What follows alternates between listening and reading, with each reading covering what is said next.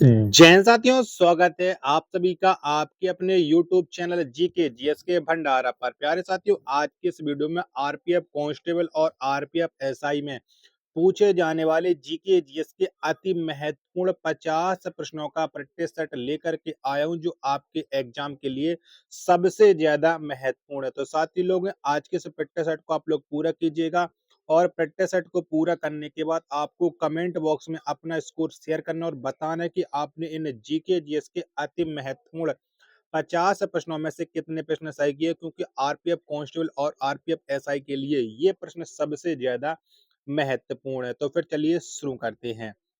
पहला प्रश्न है आपके सामने कि इनमें से कौन सा पाषाण युग के 3 प्रमुख कालों के अंतर्गत नहीं आता है। तो इनमें से कौन नहीं आता है वो आपको बताना। तो इनमें से ताम्र पाषाण नहीं आता। एक का सी ऑप्शन इसका एकदम से करेक्ट आंसर हो जाएगा।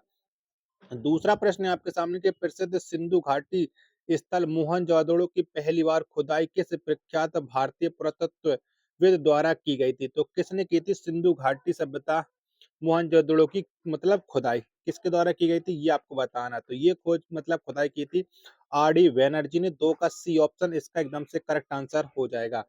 अगर आपको आरपीएफ कांस्टेबल और आरपीएफ एसआई में अच्छा स्कोर करना है, तो आपको जीके जीएस पर बहुत अच्छी पकड़ बनानी हो, क्योंकि जीके जीएस ही से आपका सिलेक्शन है डिसाइड होने वाला है। क्योंकि रीजनिंग और मैथ तो सारे स्टूडेंट कर ले जाएंगे, लेकिन जिस स्टूडेंट ने जीके जीएस में अच्छा स्कोर कर लिया उसका सिलेक्शन इस बार 100% पक्का है।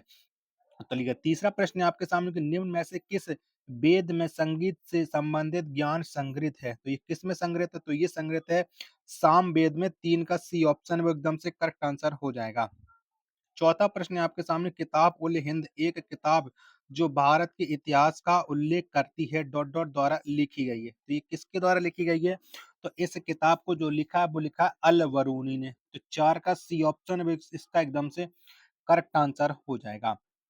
पांचवा प्रश्न है आपके सामने कि हम्पी का विरूपाक्ष मंदिर किसे समर्पित है। तो ये कौन से भगवान को समर्पित है हम्पी का विरूपाक्ष मंदिर, तो ये समर्पित है भगवान शिव को। 5 का ए ऑप्शन देने वाले सभी का करेक्ट आंसर हो जाएगा।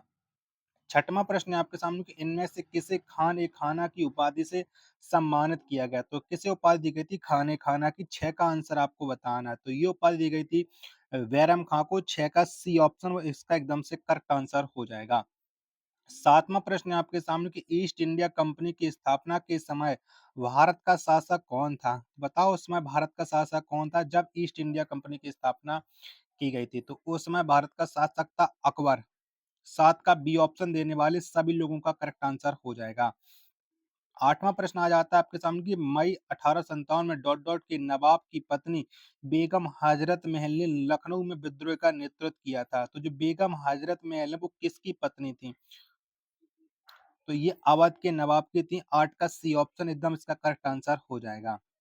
नौवां प्रश्न है आपके सामने कि किस भारतीय स्वतंत्रता सेनानी ने 1957 में जर्मनी के स्टुटगार्ड में सप्तऋषि नामक झंडा लहराया था। तो ये किसके द्वारा लहराया गया था, तो ये लहराया था मैडम भीका जी कामा ने। तो 8 का राइट सॉरी 9 का राइट आंसर हो जाएगा ऑप्शन संख्या ए, एकदम से कसका करेक्ट आंसर हो जाएगा।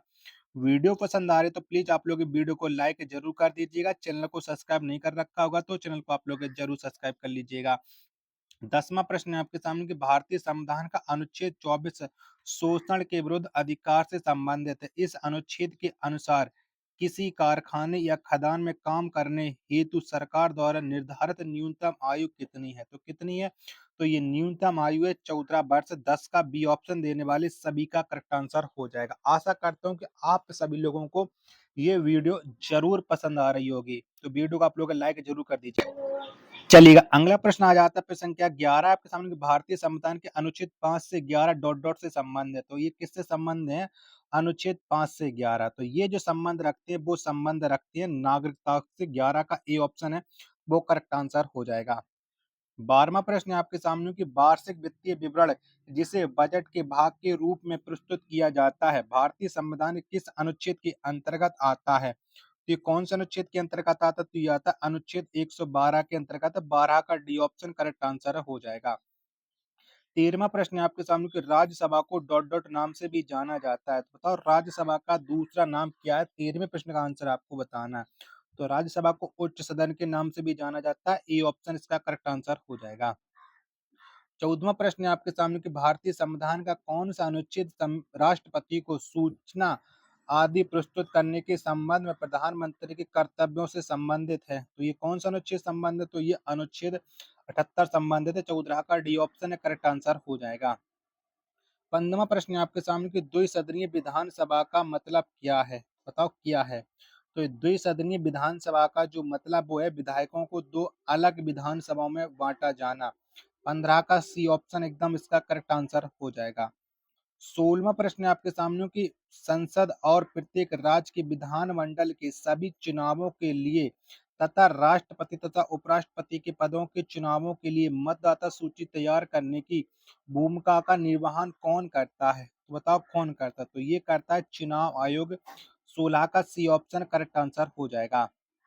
17वां प्रश्न है आपके सामने कि भारतीय संविधान के किस अनुच्छेद में वित्तीय आपातकाल से संबंधित प्रावधान वर्णित हैं? तो ये कौन से अनुच्छेद में है? तो ये अनुच्छेद 360 में है। 17 का सी ऑप्शन एकदम इसका करेक्ट आंसर हो जाएगा। 18वां प्रश्न है आपके सामने कि आकाशगंगा की निकटतम स्पाइरल गैलेक्सी कौन सी है? तो कौन सी है? तो आकाशगंगा की जो निकटतम स्पाइरल गैलेक्सी है वो है एंड्रोमेडा गैलेक्सी, यानी 18 का सी ऑप्शन इसका एकदम से करेक्ट आंसर हो जाएगा। 19वां प्रश्न है कि पृथ्वी का आकार कैसा है? बताओ कैसा है?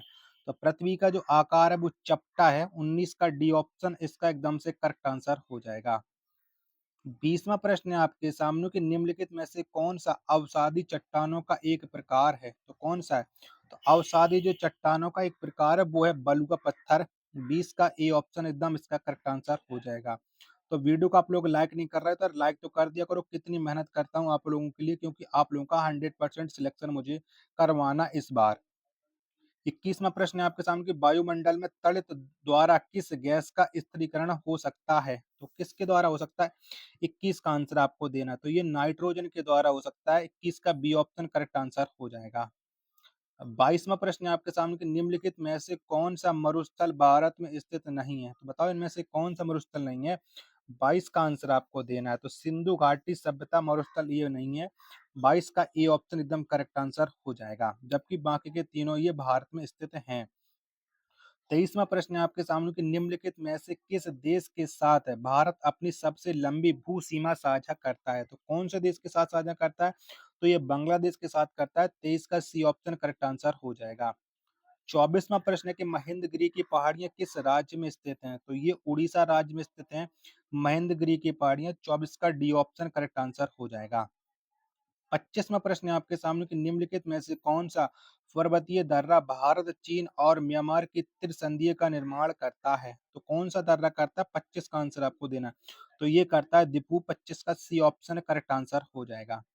26वां प्रश्न आ जाता है कि निम्नलिखित में से कौन सी नदी गंगा की सहायक नदी नहीं है? तो बताओ इनमें से कौन सी नहीं है? तो इंद्रावती है, ये गंगा की सहायक नदी नहीं है। 26 का डी ऑप्शन करेक्ट आंसर हो जाएगा। 27वां प्रश्न है कि लू एक प्रकार की है। तो बताओ लू क्या है?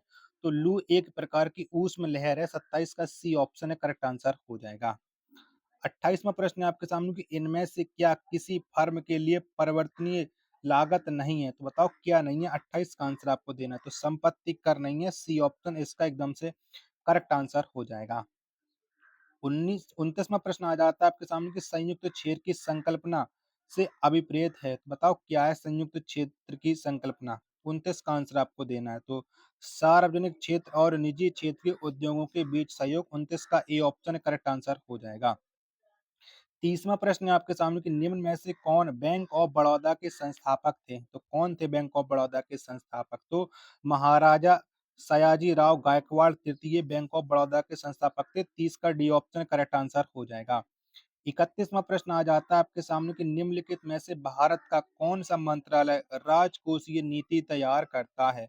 तो कौन सा मंत्रालय करता है? तो ये वित्त मंत्रालय तैयार करता है। 31 का बी ऑप्शन देने वाले सभी लोगों का करेक्ट आंसर हो जाएगा। उम्मीद है कि वीडियो आपको जरूर पसंद आ रही है। तो वीडियो को आप लोगों ने अभी लाइक नहीं कर रखा होगा तो आप लोगों ने लाइक जरूर कर दीजिएगा।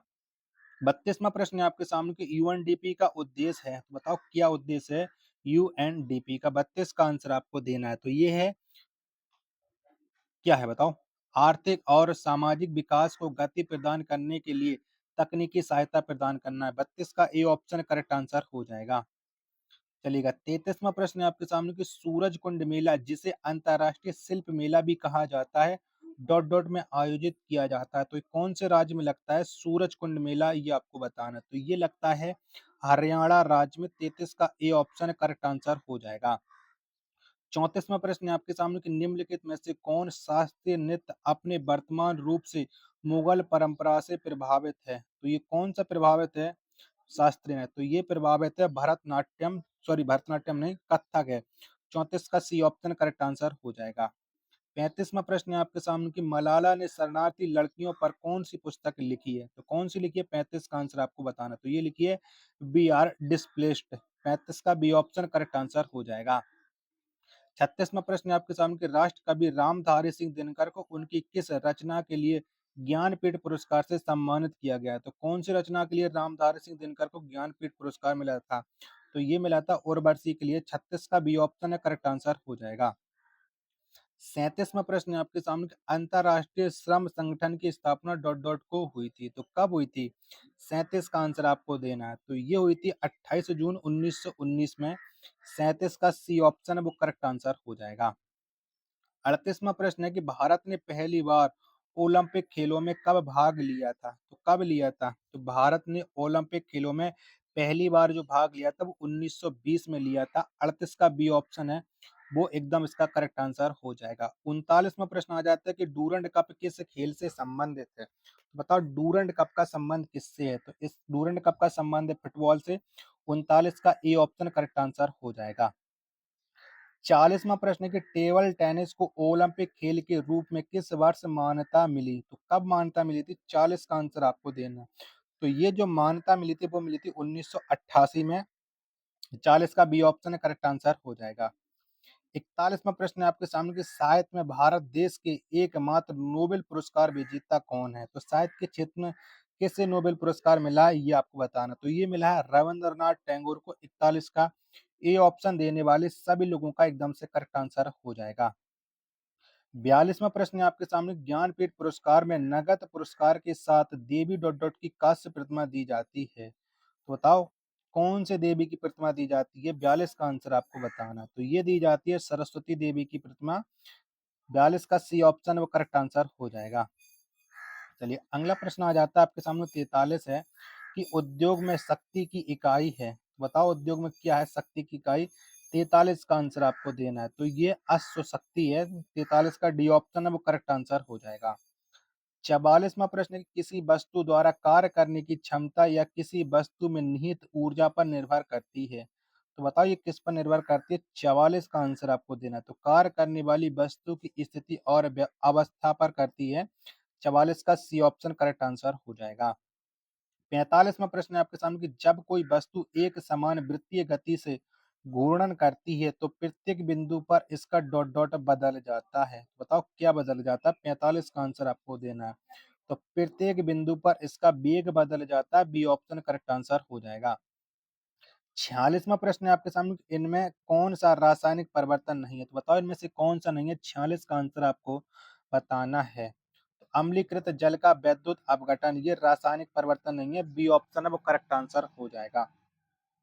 47वां प्रश्न है आपके सामने कि तीसरी कक्षा को डॉट डॉट सेल के रूप में निरूपित किया जाता है, बताओ किसे निरूपित किया जाता है। 47 का आंसर आपको देना है, तो तीसरी कक्षा को एम सेल के रूप में निरूपित किया जाता है। 47 का डी ऑप्शन वो एकदम इसका करेक्ट आंसर हो जाएगा। 48वां प्रश्न है आपके सामने कि जीवित चीजों पर मृदा के प्रभाव का अध्ययन मृदा विज्ञान की किस शाखा के अंतर्गत किया जाता है, तो कौन सी शाखा के अंतर्गत किया जाता है, तो ये किया जाता है एडाफोमोलॉजी के अंतर्गत, यानी 48 का बी ऑप्शन है वो करेक्ट आंसर हो जाएगा। 49वां प्रश्न है आपके सामने कि एक लंबा वृक्ष अपने अपशिष्ट उत्पादों को कहाँ संग्रहित कर सकता है, तो ये कहाँ संग्रहित कर सकता है।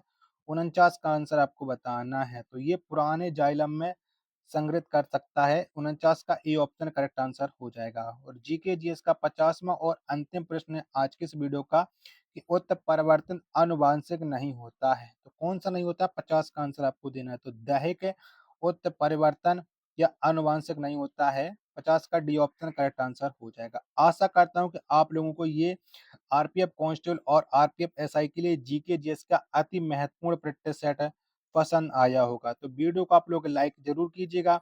चैनल को सब्सक्राइब नहीं कर रखे होंगे तो चैनल को आप लोग जरूर सब्सक्राइब कर लीजिएगा। मिलते पर अपनी एक और नेक्स्ट वीडियो के साथ। तब तक के लिए धन्यवाद। जय हिंद, वंदे मातरम।